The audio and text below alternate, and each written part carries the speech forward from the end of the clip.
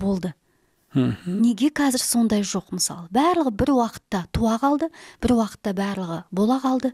Бұл бір ұлтқа қызмет етудің миссиясы деп ойлаймын. Сол уақытта сондай болып туып, сондай уақытта өмірден өтіп кету маңдайларына жазылған нәрсе.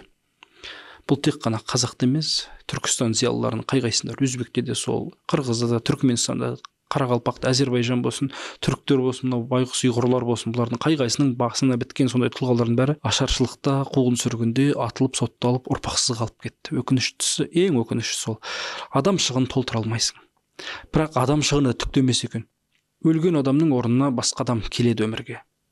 Бір шөп өртеніп жоқ болса, келесі жылы орнына басқа шөп өседі, гүл де өседі жұлынған жеріне.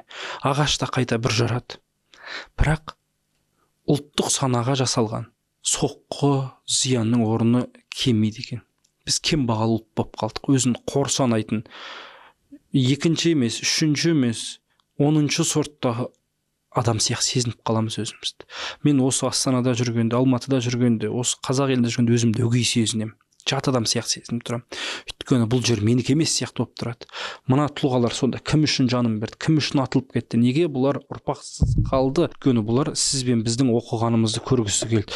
Сондай тұлғалардың оқығанымызды көргісі келген тұлғаларымыздың атылып кеткенде, сотталып кеткендегілеріне біздің жасаған құрметіміз осы болды ма сонда деген бір ой менің жанымды ауыртады, кәдімгідей жегідей жейді. Өйткені біз ұлттық тұрғыда еңсемізді жинай алмай қалдық. Бізде ұлттық психология қалыптасқан жоқ. Бізде ұлттық серпілу деген нәрсе жоқ. Мына бір ғана сөзді мысал келтіремін. Ғазымбек Бірімжан Еуропада оқыған қазақтың зиялысы, Берлинде білім алған, Алманияны білген, мықты бәленбай тілді білген агроном. Мына сирек асыл тұқымды жылқыны өсірудің жолдарын жасаған адам.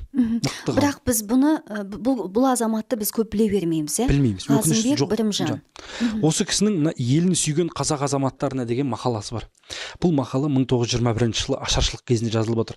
Мынаны қараңызшы, былай дейді: ел күйзелді. Бұл заман тағы баяғыдай болар ма екен? Болмаса қазақ халқы шынымен бұл жалғаннан көшкені ме дегендей қайғылы қара күндер басқа туды. Жұтаған мал, қалың ауру, індет қаптаған өлімнің орағына ілінбей аман қалғандай ашықпаған жан жоқ. Не амал? Қоныс аударып аман қаларлық барар жер басар тау қайда? Шығуға жеткен жанды, өлуге жеткен тәнді тірілтерлік тамақ қайда? Үміт аз, қырдағы қарындас бізге қараса, біз жерге қараймыз. Жай айтарлық бейбітшілік заман тағы жоқ. Қолыңнан келсе қазаққа өгіз сауда сүт бер. Нан іздесе де, қоныс аударса да міндет қазақтың оқыған азаматтарынікі.